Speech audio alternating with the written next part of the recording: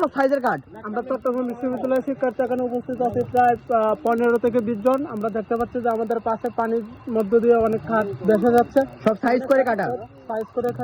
অবশ্যই এটা কোনো ন্যাচারালি না, মানুষের দ্বারা এটা করা হচ্ছে। জানি না এটা আমাদের কাঠগুলো কিনা, যদিও বোঝা যাচ্ছে এটা চোরা চালানের মতো। এটার জন্য প্রশাসনকে দৃষ্টি আকর্ষণ করছি। কিনা পাওয়া যাবে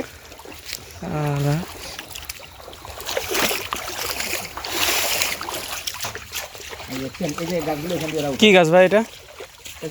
ভাই এরিয়াটা কোনটা? এটা হলো আমাদের ফরেস্ট্রি বাঁশবাগানের পাশে। ফরেস্ট্রি বাঁশবাগানের পাশে। এই যে দেখুন, এই যে পানি আর নিতে পারে না, দেখুন।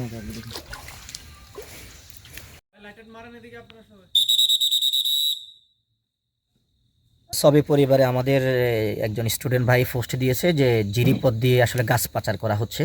তো তারই সূত্র ধরে মূলত আজকে আমাদেরই এই অভিযান, সেই অভিযানের সাথে আপনারাও সাথে ছিলেন। আমরা এই যখন ভিডিওটি দেখেছি যে কালবৈশাখীর মতো আসলে কিন্তু গাছ পাচার করা হচ্ছে, তা আমরা আসতে একটু দেরি হয়েছে, যেহেতু আমরা নিউজটা একটু পরে পেয়েছি। আমরা রাত 9টা নাগাদ এখানে এসে পৌঁছাই যে জিরির যে বর্তমান অবস্থা সেটা থেকে মানে বোঝার কোনো উপায় নেই যে আসলে এখান থেকে গাছ পাচার হয়েছে। তো আমরা ভিডিওটা একটু ভালো করে দেখলাম এবং জিরির যে আশেপাশের যে পানির প্রবাহের যে একটা চিহ্ন সেটাও কিন্তু আমরা আসলে আমাদের আমলে নিয়েছিলাম। নিয়ে আমরা আসলে গাছ এখানে পাচার হয়েছে মর্মে কিন্তু আমরা আসলে সামনের দিকে এগোতে থাকি। প্রায় 2 কিলোমিটার আমরা আসলে জিরি দিয়ে হেঁটে এসেছি।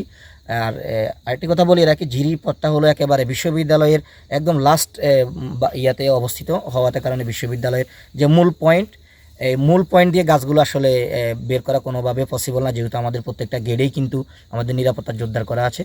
সেই হিসাবে ওনারা কিন্তু এই পথটাকে কিন্তু ব্যবহার করেছে। এই বর্তমানে যে স্থানটিতে দাঁড়িয়ে আছি, এই স্থানটিটা হলো আপনার ফরেস্টের ছাত্র হলের ঠিক পশ্চিম পাশে, বাঁশবাগানের দক্ষিণ পাশে অবস্থিত। তো আমরা এখানে এসে দেখলাম যে বিভিন্ন প্রকারের প্রায় 74টি গাছের টুকরা রয়েছে, যার আনুমানিক বাজার মূল্য প্রায় 2 লক্ষ টাকার মতো আমরা ধারণা করতেছি, কিন্তু আসলে এটা সঠিক বলা যাবে না।